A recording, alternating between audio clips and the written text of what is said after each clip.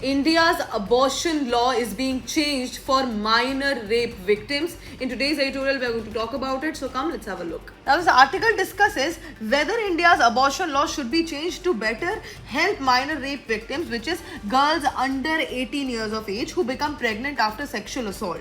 Now, right now, India's abortion law allows pregnancy termination, but there are still many practical problems, especially for minors. Now, why? Because even if abortion is legal in some cases, girls often face delays in court permissions, fear of social stigma, lack of doctors, especially in the rural areas, confusion about the legal procedures regarding the same. For a minor rape victim, time matters a lot. Pregnancy keeps advancing, and if legal or medical approvals take too long, abortion becomes harder, riskier, and sometimes impossible. So the article argues the law exists, but access is still very difficult. Let us talk about the background. So India regulates abortion through the Medical Termination of Pregnancy MTP Act 1971, which was later amended in 2021.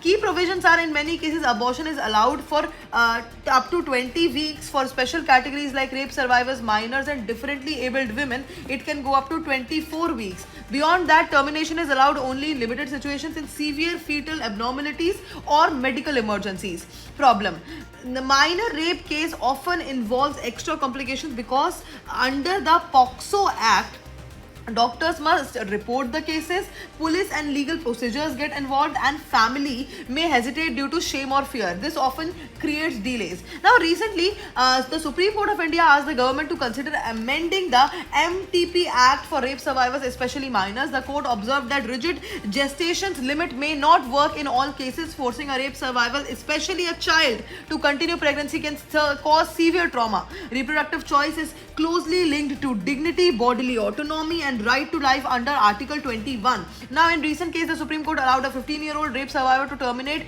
pregnancy even at around 30 to 31 weeks, showing a more humanitarian and rights-based approach. This has strengthened the debate that abortion laws should be more flexible in exceptional cases. Now, there are multiple dimensions of this topic. First is the women and child right dimension. Minor girls are children, not adults making fully informed life decisions. Pregnancy after rape can deeply affect physical and mental health. Then there is a health dimension. Delayed abortions increase medical risk. India still has limited reproductive health care access, especially in rural areas. Then there is a legal dimension, social dimension, and ethical debate also. Now, this becomes highly important for GS Paper 2, Women Issues, Child Rights, Healthcare Policy, GS Paper 1, Society, Constitutional link is also there, Article 21. And that is it for today. Thank you for watching.